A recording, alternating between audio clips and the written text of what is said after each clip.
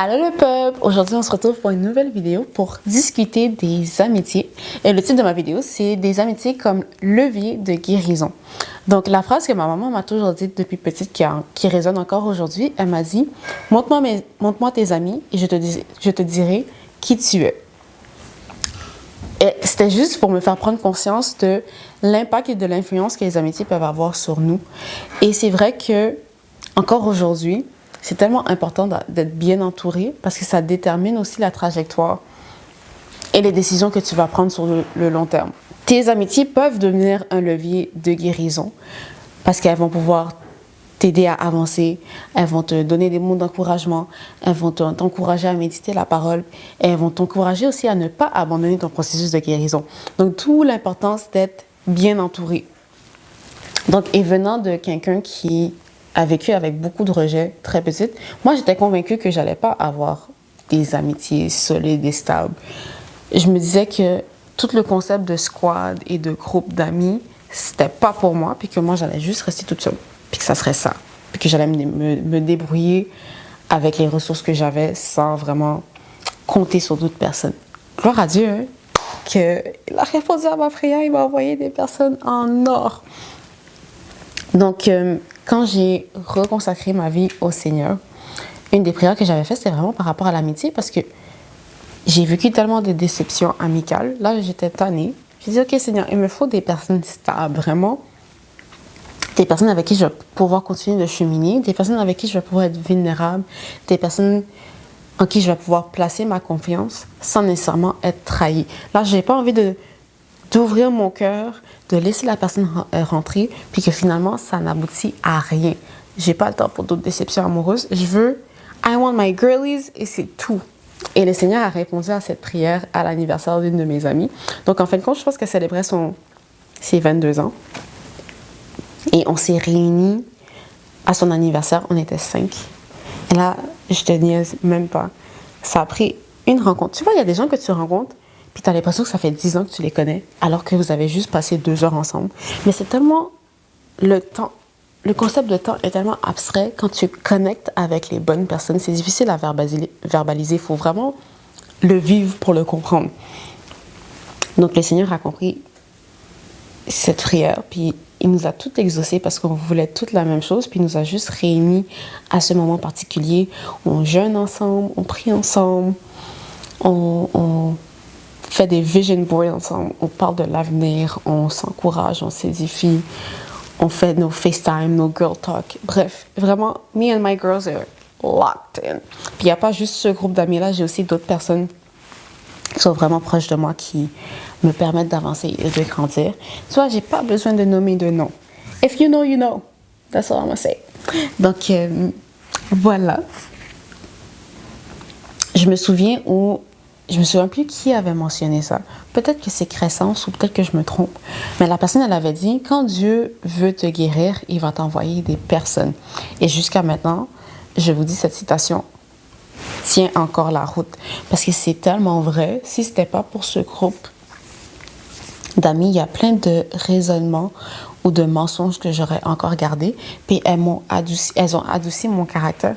Puis elles m'ont aussi adouci juste par leur amour. C'est tellement... Comment je pourrais l'expliquer? C'est tellement rare de tomber sur des personnes qui te permettent d'être vraiment toi. Puis pas la toi qui... Comment je pourrais dire ça? Qui porte un masque pour se protéger, qui n'a pas vraiment envie de laisser l'autre personne rentrer. Mais là, cette fois-ci, j'ai des personnes avec qui je peux être vulnérable, puis elles ne vont pas fuir. Elles vont vraiment m'accueillir, puis je peux me poser. It's really a safe space. Quelque chose qui est d'une rareté ces temps-ci, parce que les gens sont toujours en train de s'attaquer, blablabla. Bref, tu comprends. Mais vraiment, je suis bénie de les avoir. Donc, oui, c'est ça. Donc, retiens bien ceci, que c'est pas la durée de ton amitié qui importe. C'est vraiment parce que tu peux être ami avec une personne pendant 10 ans, puis tu stagnes encore dans ta vie. Puis là, finalement, tu rencontres une personne de destinée. Ça fait seulement 1 mois que vous vous connaissez, mais tu as l'impression que ta vie a débloqué, puis il y a des portes qui sont ouvertes, puis tu comprends pas pourquoi les choses vont beaucoup plus vite tout d'un coup, puis que finalement, ta vie est transformée. I'm telling you, ce n'est pas le temps qui importe, c'est vraiment est-ce que c'était une amitié de destinée? Si oui, ben tant mieux pour toi. Remercie le Seigneur. Tu as une personne en or, puis prends le temps de prendre soin de cette personne-là aussi. Ensuite, quand une fleur flétrit ou une fleur est en train de faner, on ne va pas blâmer la fleur, on va regarder à son environnement. On va se dire, OK, peut-être que je ne lui ai pas donné assez d'eau, peut-être que c'est sa terre que je dois changer. Et il en est de même pour toi. Des fois, tu dois être dans un nouvel environnement avec des nouvelles personnes pour vraiment arriver à ton plein potentiel. Et c'est là que tu pries pour recevoir des personnes spécifiques par rapport au mandat que Dieu a mis sur ta vie. On peut regarder à... l'amitié aussi, c'est mentionné dans la Bible. On peut regarder à Jonathan et David. Donc, quand le roi Saül a perdu la raison et que la faveur de Dieu et la grâce de Dieu ont été ôtées de lui, c'est vraiment Jonathan qui est le fils de Saül qui a défendu David, qui lui a littéralement sauvé la vie. Mais si ce n'était pas pour cette amitié de destinée, la trajectoire de David serait tellement différente. Et jusqu'à maintenant, David a honoré l'alliance qu'il avait avec Jonathan.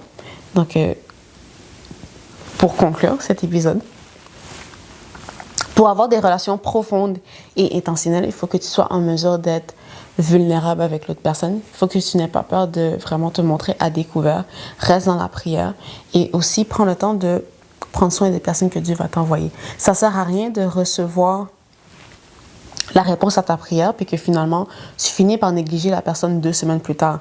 Ça montre que tu n'es pas prêt à recevoir cette bénédiction et à la maintenir. Donc, c'est du donnant-donnant.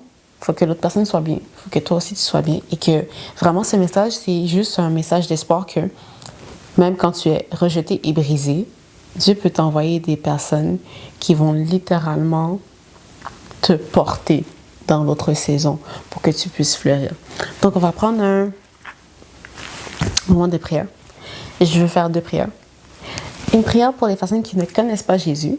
Donc, tu vas juste répéter après moi. Et ça va te permettre de rentrer dans la grande famille de Dieu et de toi aussi expérimenter la joie d'être connecté à des personnes qui ne sont pas superficielles et qui ont ton bien-être à cœur. Donc, tu vas répéter après moi. Seigneur Jésus, je viens à toi et je te remets toute ma confiance. Pardonne-moi. Lave-moi de tous mes péchés. Aujourd'hui, je prends la décision de t'accepter comme Seigneur et Sauveur. Et je prie que tu puisses rentrer dans mon cœur et faire le travail nécessaire pour que je puisse avancer à tes côtés. Et c'est ainsi que j'ai prié. Amen. Bravo! Donc, si tu as fait la prière, tu peux nous laisser un commentaire en bas. Maintenant, pour la deuxième partie. Donc, ça, c'est pour les personnes qui connaissent déjà Jésus, mais qui ont vraiment ce désir de « Ok, mais j'aimerais vraiment avoir des amitiés stables, des amitiés matures, des amitiés où on n'est pas en train de se chicaner pour « Est-ce que tu as coupé ton ongle aujourd'hui? » Tu vois, pas des relations bébés. Vraiment, je veux des relations matures qui vont pouvoir m'amener jusqu'à ma vieillesse, jusqu'à la fin. Donc, je vais t'aider pour prier pour des amitiés de destinée. Donc, ferme les yeux avec moi. Seigneur Jésus, merci pour ce moment. Merci pour la personne qui regarde cet épisode à l'instant. Je prie, Seigneur, que tu puisses la rassurer. Et surtout la faire comprendre que tu veux également qu'elle ait des bonnes amitiés autour d'elle.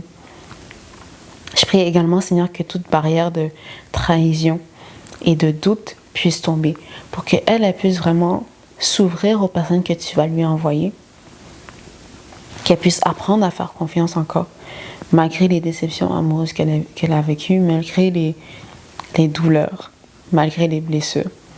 Que vraiment les amitiés que tu vas lui envoyer, que ce soit un safe space, un endroit où elle va pouvoir s'épanouir, un endroit où elle va pouvoir continuer son processus de guérison, un endroit où elle va pouvoir se poser et vraiment se montrer telle qu'elle est, sans performance, sans comparaison, mais vraiment que tu puisses lui montrer que tu ne veux pas qu'elle fasse sa vie chrétienne toute seule. Que ça n'a jamais été dans ton plan.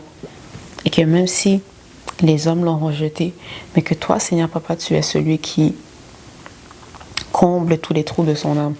Et donc vraiment, Seigneur, accompagne-la, aiguise son discernement et prépare-la à recevoir les amitiés que tu as pour elle. Et c'est ce que je prie dans le nom de Jésus.